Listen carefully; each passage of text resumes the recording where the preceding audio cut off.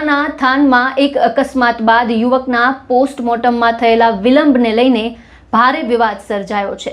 23 વર્ષીય યુવકના મોત બાદ 12 કલાકથી પણ વધુ સમય વીતી જવા છતાં પોસ્ટમોર્ટમ ન થતા પરિવારજનોમાં ભારે રોષ ફાટી નીકળ્યો।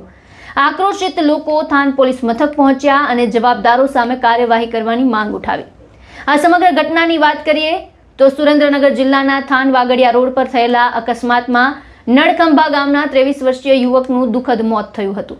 અકસ્માત બાદ મૃતદેહને પોસ્ટમોર્ટમ માટે થાન હોસ્પિટલ ખાતે ખસેડવામાં આવ્યો હતો, પરંતુ પરિવારજનોનો આક્ષેપ છે કે અકસ્માત બાદ 12 કલાકથી પણ વધુ સમય પસાર થઈ ગયો હોવા છતાં પોસ્ટમોર્ટમની કાર્યવાહી શરૂ કરવામાં આવી નહોતી, જેના કારણે પરિવારજનોમાં ભારે રોષ જોવા મળ્યો હતો।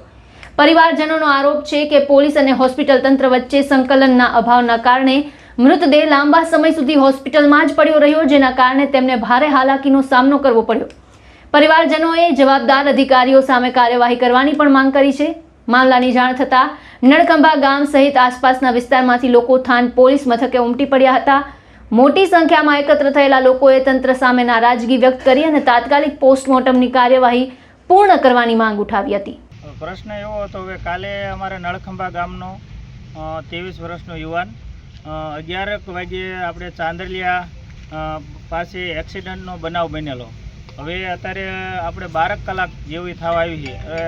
આરોગ્ય તરફથી અને પોલીસ તંત્ર તરફથી કોઈ પણ કાર્યવાહી અત્યાર સુધી કરવામાં આવી નથી અને આ લોકો જો બધા લોકો હેરાન થાય છે। હવે ઘરવાળા પરિવાર લોકો હેરાન થાય છે અને આવા બધા પ્રશ્ન થાય છે અને આખું ગામ ઘરે બેઠું છે, બરોબર। એ લોકો રાહ જોઈ રહ્યા છે કે ક્યારે અમારો પુત્ર આવશે, એટલે આવી રીતનો બનાવ છે। અને જે ખાસ કરીને જે બાઇકવાળા છે રાઇડરો, જે ખાસ કરીને 7-8 એવા 7-8 જેવા એવા તત્વો લોકો છે અને ચોટીલા તરફ અને આ વગડિયા તરફ અવારનવાર એ લોકો હેરાફેરી કરતા હોય છે અને આવી રીતના આ લોકો અમારે જયેશભાઈ પનારા ને ખોટી રીતને સામે એક્સિડન્ટ કરીને એનું મૃત્યુ પામેલ છે। અને કાલ રાતુના એમ 11 વાગ્યાના થાન પોલીસ સ્ટેશન અને સાયલા પોલીસ સ્ટેશન વાળાને બોલાયા હતા, ત્યાર પછીના એ લોકો કોઈ જવાબ આપતા નથી। અત્યારે 10:30-11 થવા આવ્યા છે પણ હજી લોકો કોઈ જવાબ આપ્યો નથી। અત્યારે એવું કહેવામાં આવે છે કે હવે મેં બધી જે પબ્લિક ભેગું કર્યું છે ત્યારે એવું કહે છે કે હવે અમે લોકો તમારા થાનવાળા તમારી મદદમાં આવી છીએ એમ। તો અત્યારે લગીને શું કરતા હતા? એટલે સુરેન્દ્રનગરમાં કોઈ તંત્ર કોઈ દારૂ જુગાર હોય ને તો એમને ફટ લઈને તાત્કાલિક આવી જાય છે, પણ આજે આ ભાઈનું એકદમ અવસાન થઈ ગયું હતું। એ લોકો કોઈ રાતુના કાલ 12 વાગ્યાના કોઈ ટાઈમ જવાબ નથી આપતા કોઈ, અને એમ કહે છે કે ઓલાની હદમાં જોઈએ, ઓલાની હદમાં જાય, આવું બધું કરે છે, આવા બધા નખરા કરે છે બધા।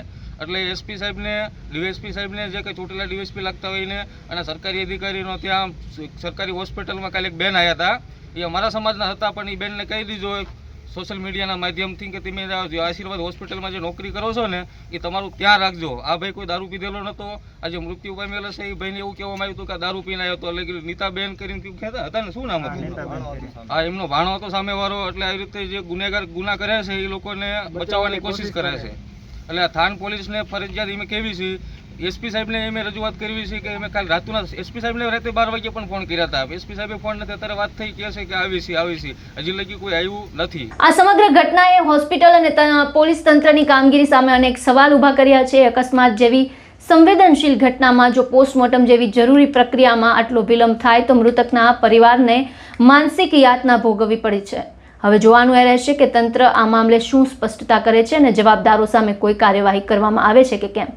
આ સમગ્ર મુદ્દાને લઈને આપના વિચાર, આપના મંતવ્યો અમને કમેન્ટ બોક્સમાં જણાવો અને તમામ ન્યૂઝ અપડેટ માટે અમારી સાથે જોડાયેલા રહો।